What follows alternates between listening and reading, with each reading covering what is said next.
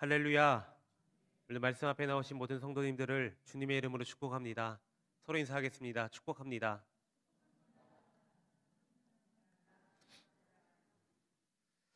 2013년도에 개봉한 영화 중에 혹시 이 관상이라는 영화를 보신 적 있으십니까? 이 영화는 한국 역사의 이야기를 무속신앙 중에 하나였던 이 관상을 매개체로 스토리를 만들어갔던 영화입니다. 이 영화의 내용은 이렇습니다. 이 얼굴을 보면은 그 사람의 모든 것을 꿰뚫어 보는 천재 관상가가 있었습니다. 이 사람은 처남과 아들과 함께 산속에서 칩거하는 삶을 살았습니다. 그러던 중에 어느 기생의 제안으로 한양으로 이동을 합니다. 용한 관상쟁이로 한양 바닥에 소문이 돌던 무렵에 이 사헌부를 도와서 인재를 등용하라는 나라의 명을 받게 됩니다. 그래서 그는 이제 궁으로 입거를 하게 되었습니다. 그런데 그가 불려지게 된 이유가 있었습니다. 당시 조선의 왕은 몸이 좋지 않았습니다. 곧 자신의 운명이 닿을 날이 얼마 남지 않은 것을 알았기 때문에 이 왕은 매우 삶이 불안했습니다. 또 자신의 왕을 이어받을 세자들 또한 너무 어렸습니다. 세자가 어린 나이에 왕을 이어받게 되면은 가장 서열이 높은 대비가 수렴청정하는 것이 일반 관례였는데 당시 상황은 이 수렴청정할 대비가 없었습니다. 그래서 이 왕은 날로 고민이 많았던 것입니다. 왜냐하면 자신의 형제들이 언제 자신을 배신을 해서 이 세자의 왕권을 가로챌지 모르는 일이었기 때문입니다. 그래서 역모를 꾀할 자를 찾기 위해서 조선에서 관상을 제일 잘 보는 관상가에게 역모를 할 것 같은 자를 찾아 자신의 왕권을 지키고자 했던 것입니다. 이 영화를 보신 분이거나 제가 방금 드렸던 이 설명으로 대충 어떠한 내용인지 아실 겁니다. 이 영화는 조선의 5대왕 문종의 이야기입니다. 그리고 자신의 어린 아들 이 단종을 삼촌들로부터 지켜내기 위해서 이러한 상황을 한국의 무속신앙인 이 관상을 매개체로 풀어내었던 영화였습니다. 이 영화를 보면은 많은 우여곡절 끝에 결국에는 수양대군이 자신의 조카 단종을 밀어내고 왕이 됩니다. 그리고 나서 수양대군의 편에 서지 않았던 자들을 이제 한 명씩 처단하기 시작합니다. 그런데 이들 중에는 관상가의 아들이 속해 있었습니다. 그 아들을 용서하는 대가로 이 수양대군은 이 관상가에게 일전 듣지 못했던 그 질문을 다시 한 번 더 묻게 됩니다. 내가 왕이 될 상인가? 관상가는 자신의 그 아들과 자신의 안위를 지키기 위해서 자신의 소신을 저버리고 왕이 될 상이라고 칭하면서 수양대군을 높이 찬양을 합니다. 그러자 수양대군은 그 말에 매우 기뻐하면서 자리를 돌아섭니다. 그런데 수양대군이 다시 그 관상가를 바라보면서 이미 왕이 된 자를 왕이 될 상이라고 하다니 엉터리 관상가이구만 하며 화를 쏴서 관상가의 아들을 죽이게 됩니다. 계유정난 이 문종과 단종 그리고 이 수양대군의 이 역사 스토리 가운데서 실제로 이 관상가가 등장했는지는 알 수는 없습니다. 그러나 자신의 야망으로 인해서 이 수양대군은 왕위에 올랐다는 사실은 변함이 없습니다. 자신의 욕심으로 자신의 야망으로 자신의 조카였던 이 단종을 밀어내고 스스로 왕위에 올랐던 자였습니다. 오늘 본문 말씀은 다윗의 아들 아도니아가 이 군대 장관 요압과 제사장 아비아달과 공모를 해서 왕위를 뺏기 위해서 즉위시를 거행하던 그러한 사실에 대해서 다루고 있습니다. 아도니아는 이 다윗의 넷째 아들로서 당시에 생존했던 다윗의 아들들 가운데 가장 맞이였습니다. 다윗의 아들 첫째 암논은 이복 동생 다말을 강간한 까닭에 압살롬에 의해서 죽임을 당하게 됩니다. 셋째 압살롬은 다윗에게 반역을 일으켜서 요압에게 죽임을 당하게 됩니다. 그리고 둘째 길르압은 이름 외에 특별히 성경에 기록되지 않는 것으로 보아서 어렸을 때 일찍이 죽었거나 별다른 영향력을 행사하지 못했을 것으로 추정하고 있습니다.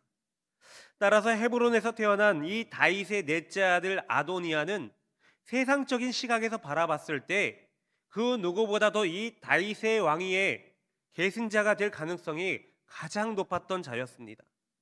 더욱이 성경은 이 아도니아가 그의 용모가 매우 심히 준수하였다라고 소개를 합니다.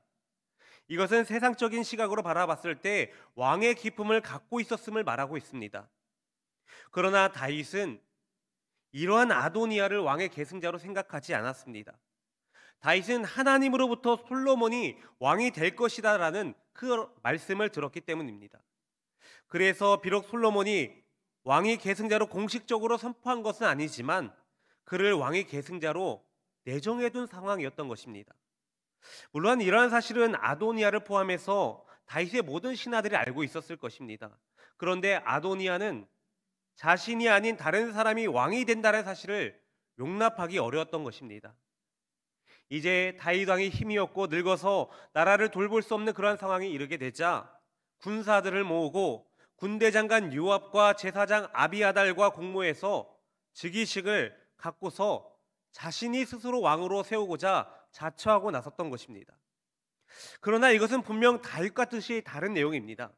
더욱 이런 아도니아의 모습은 다윗에 대한 반영이기도 하지만 솔로몬을 택하신 하나님에 대한 반영이기도 한 것입니다. 신정국가 이스라엘은 세상적인 시각으로 바라봤을 때 왕이 존재할 수 있겠지만 그들은 하나님 나라의 대리 통치자일 뿐인 것입니다. 진정한 이스라엘의 왕은 하나님 한 분뿐입니다. 그래서 그 왕, 하나님이 세우시는 왕을 이스라엘 가운데 왕을 폐하거나 세울 수 있는 것은 오직 하나님밖에 없다라는 것입니다. 그렇기 때문에 이러한 아도니아의 모습은 왕을 폐하거나 세우는 것이 하나님의 주권에 속한 신정국가 이스라엘 가운데서는 있을 수 없는 일이며 인본주의 사상만 가득한 자였다는 사실을 알 수 있습니다. 오늘 우리는 내 삶의 주권자이신 하나님의 뜻에 어긋난 삶을 살아가고 있지는 않은지, 내 생각이 하나님의 생각을 넘어선 삶을 살아가고 있지 않은지 오늘 본문 말씀에 나타나는 이 아도니아의 모습을 통해서 함께 나눠보겠습니다. 먼저 첫 번째로 아도니아는 자신을 스스로 높인 자였습니다. 5절 말씀입니다.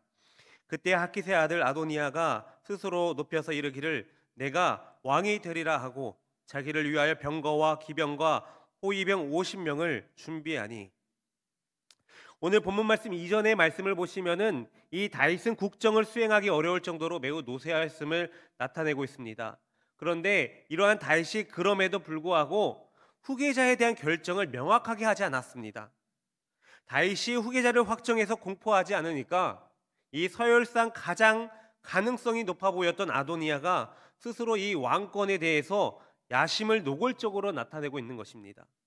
이것은 다윗의 커다란 실수이기도 하겠지만 한편으로는 이 아도니아의 야망이 불러일으킨 사건입니다.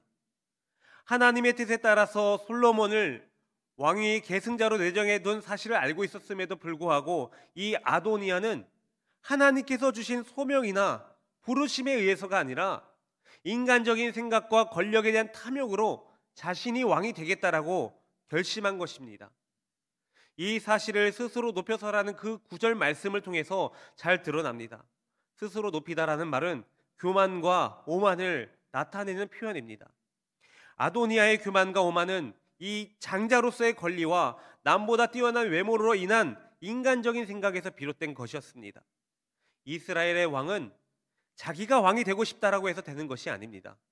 왜냐하면 이스라엘의 왕은 하나님을 대신해서 통치하는 자이기 때문입니다. 이스라엘의 왕은 하나님이십니다. 그래서 이스라엘의 왕은 하나님께서 정해서 세워주시는 것입니다. 특히 하나님께서는 이스라엘의 왕을 세우실 때 사람의 외모를 보지 않고 그 중심을 보시고 사람을 택하셨습니다. 과거에 다윗의 집을 찾아갔던 사무엘은 잘생겼던 다윗의 형들에게 기름을 부으려 했습니다. 그러나 하나님께서 사무엘에게 말씀하시기를 사람은 외모를 보거니와 나 여호와는 중심을 보느니라 라고 말씀하셨습니다.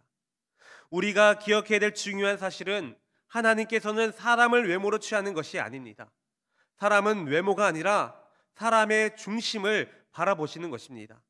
하나님께서는 교만한 자를 싫어하시면서 교만한 자의 그 결과를 파멸로 이끌어 주실 것입니다. 어느 해질 무렵에 길을 거니던 이리가 자신의 긴 그림자를 바라보며 감탄을 합니다.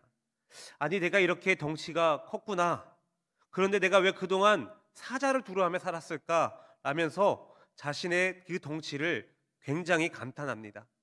그러면서 이리는 결심을 합니다. 이제 내가 이 동물 왕국 가운데 왕이 되어야지. 그래서 모든 동물들을 내가 다스리고 말 거야. 물론 사자도 내 밑에 두어야겠지 라며 으스대면서 만나는 동물들마다 그렇게 횡포를 놓았다고 합니다.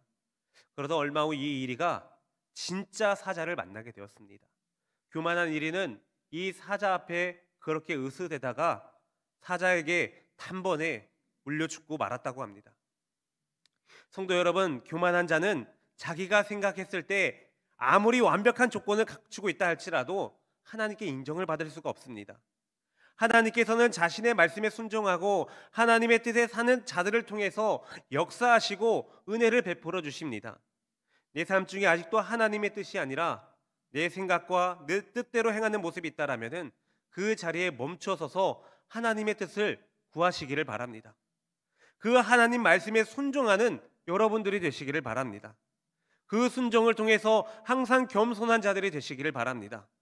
그래서 교만과 오만으로 인해서 자신의 삶을 파멸로 이끌어가는 것이 아니라 항상 하나님의 뜻을 구하며 항상 하나님께 순종함으로써 겸손한 모습을 통해 하나님의 그 역사하심에 동참하는 은혜가 가득한 저와 여러분 되시기를 주님의 이름으로 축복합니다.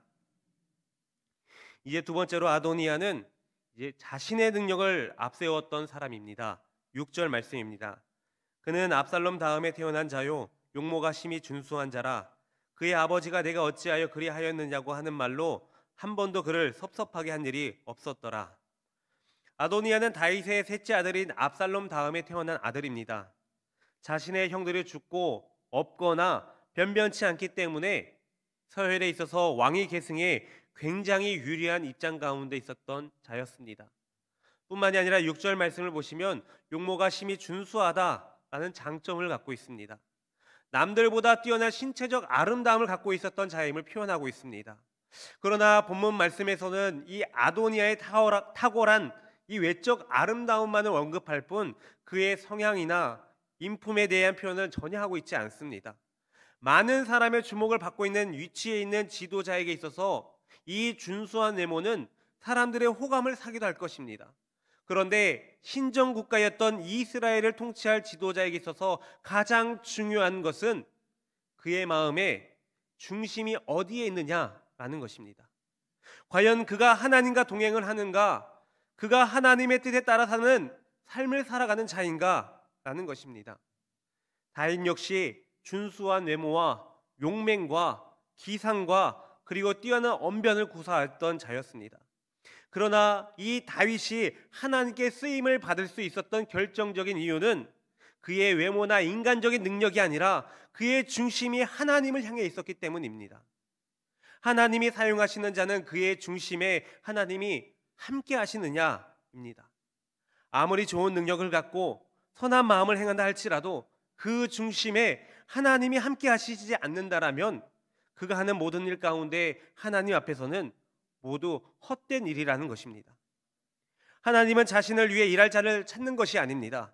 하나님께서는 하나님이 쓰시기에 합당한 자를 찾고 계시는 것입니다. 그의 마음에 하나님을 모시고 하나님의 뜻에 순종함으로써 하나님께 역사하시는 일에 동참할 수 있는 그러한 순종의 사람을 찾고 있는 것입니다. 미국의 두 대통령인 레이건과 카터는 아주 대조적인 인물로 많이 묘사되고 있습니다. 대통령으로 있을 때 카터는 인기가 밑바닥에 있었던 것에 반면에 이 레이건 대통령은 그의 인기는 아주 최상이었다고 합니다. 이 레이건 대통령은 배우이면서 웅변을 잘해서 이 미국인들의 눈을 멀게 하는 데는 성공했지만 이 잠시 인기는 그렇게 누렸을지는 모르겠지만 지금에 와서 보면은 그의 재직 8년 동안 미국의 경제가 이 세계 최대 채권국에서 최대 채무국으로 전락하게 하는 아주 나쁜 정치를 했던 사람이라고 평가를 받습니다. 또한 레이건은 노후의 이 치매 현상으로 인해서 망령을 떨다가 세상을 하직한 아주 비참한 존재였다고 합니다. 그의 반면에 이 카터 대통령은 오직 신앙적인 자세로 일관함으로써 이 재직 시에는 별로 인기가 없었다고 합니다. 그러나 오히려 은퇴한 후에 점점 인기가 높아져 갔던 그런 사람이었다고 합니다. 카터는 고향에 돌아가서 농장을 운영하고 교회에서 성경을 가르치는 교사로서 충성을 하면서 열심히 선교 활동을 하는가 반면에 집 없는 자들에게는 집을 지어주는 자로 그러한 단체 가운데서 9년 동안 직접 망치와 톱을 들고 땀을 흘리면서 많은 미국인들에게, 많은 세계 사람들에게 높이 평가를 받았던 자라고 합니다. 레이건은 이 사람을 중심으로 일했던 자지만 카터는 하나님을 중심으로 일했기 때문에 이러한 결과가 나타났다라고 합니다. 성도 여러분, 우리들 마음의 중심에는 과연 어디에 있습니까? 아도니아처럼 우리들의 능력에 있지는 않습니까? 아도니아처럼 자신에게 주어진 환경과 그런 상황 가운데 있지는 않습니까? 우리가 갖고 있는 이러한 것들은 한계가 있기 마련입니다. 하나님의 일을 하기에는 우리의 능력은 턱없이 부족합니다. 하지만 다윗처럼 우리의 마음의 그 중심이 하나님께 향해 있게 된다라면은 하나님께서는 그 자를 들어 사용하신다라는 것입니다. 상대할 수조차 없을 거라 생각했던 골리앗을 무찌르게 하시고 한 왕국의 왕이 되게 하시어서 그 나라를 이끌어갈 수 있는 힘과 능력을 하나님께서 주신다라는 것입니다. 그리고 그 왕국을 통해서 하나님 나라를 바라보게 하시고 하나님의 역사하심을 직접 체험케 하신다라는 겁니다. 항상 여러분들 마음의 중심이 하나님께 있기를 소망합니다. 그렇게 해서 하나님께서 이뤄가시는 그 역사 가운데 다윗과 같이 하나님의 귀한 종된 충성된 일꾼이 되는 그러한 저와 여러분 되시기를 주님의 이름으로 축복합니다. 이제 마지막 세 번째로 아도니아는 세상적인 시각으로 바라봤던 자였습니다. 9절 10절 말씀입니다.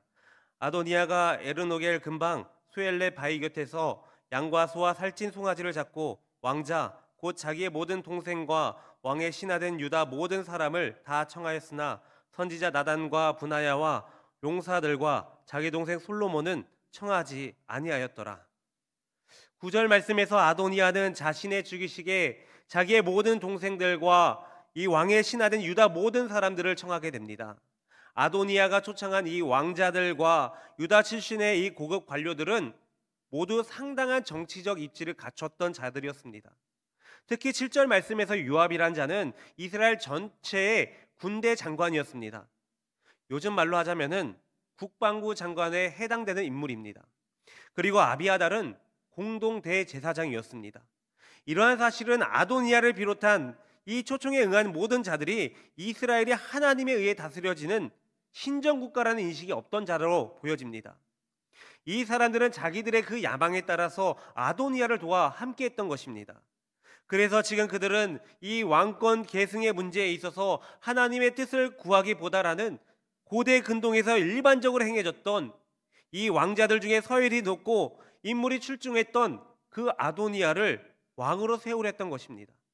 게다가 10절 말씀에서는 아도니아가 다른 모든 왕자들을 초청하면서도 이 왕이 계승자로 내성되었던 이 솔로몬을 배제하는 모습을 보게 됩니다. 뿐만 아니라 선지자 나단과 분하야와 용사들도 배제합니다. 여러분, 나단과 분하야가 누구입니까? 다윗이 큰 죄를 범할 때마다 하나님의 뜻을 전하며 책망했던 선지자가 바로 이 나단입니다. 다윗의 호위대장 용감한 무사로서 신임을 얻던 자가 바로 이 분하야입니다. 그래서 항상 다윗과 함께 다니면서 하나님의 뜻을 행했던 자들입니다. 아도니아가 초청한 사람들과 배제한 사람들을 통해서 우리는 아도니아의 그 신앙 상태와 그의 생각을 가늠해 볼 수 있다는 것입니다. 아도니아는 세상적인 시각을 통해서 고대 근동의 일반적인 관례로 자신을 왕위로 세우려는 사람들과 함께 했습니다. 하나님의 뜻을 따르는 자들은 자신의 이념과 생각과 신앙이 다르기 때문에 그들과 함께하고 싶지 않았던 것입니다. 아도니아는 하나님의 뜻보다 세상적인 시각으로 자신의 야망을 이루어갔던 자였습니다. 이스라엘을 하나님의 통치가 아니라 사람의 통치로 만들랬던 것입니다. 어느 마을의 농부들이 하나님께 요구를 하게 됩니다. 하나님, 우리들이 원하는 대로 딱 1년만 날씨를 변화시켜 주옵소서. 그러자 하나님이 대답하십니다. 그래, 좋다. 딱 1년 동안 너네들이 원하는 대로 내가 날씨를 허락해 줄게. 그러자 농부들은 자기들의 경험에 의해서 하나님께 요구를 하기 시작합니다. 하나님, 지금 비가 필요합니다. 비를 주옵소서. 하나님, 지금은 햇빛이 필요합니다. 하나님, 지금은 바람이 필요해요. 가을이 되어서 들판에 곡식이 잘 되어서 추수할 때가 이르게 되었습니다. 농부들은 신이 나서 추수를 하고 탈곡을 하게 됩니다. 그런데 문제가 생기게 되었습니다. 막상 탈곡기에 넣어서 탈곡을 해보니까 알곡이 없었던 것입니다. 그래서 농부들은 하나님께 여쭙습니다. 하나님, 왜 저희들이 추수한 이 모든 것들에 알곡이 없습니까? 농부들 의아해서 그렇게 물어보니까 하나님께서 말씀하시기를 나는 너희들이 원하는 대로 다 해주었다. 비를 줄 때는 비를 주었고 햇빛을 원할 때는 햇빛을 주었고 바람을 원할 때는 바람을 주었다. 그제서야 농부들은 자신들의 어리석음을 깨닫게 되었습니다. 경험에 의해서 하나님께 주문하는 것보다 모든 것을 하나님께 맡기고 하나님의 그 선하신 뜻대로 구하는 것이 가장 좋다라는 것을 깨닫게 되었다라고 합니다. 성도 여러분, 우리가 살아가고 있는 이 세상은 그리스도인으로서 살아가기가 참으로 힘든 세상입니다.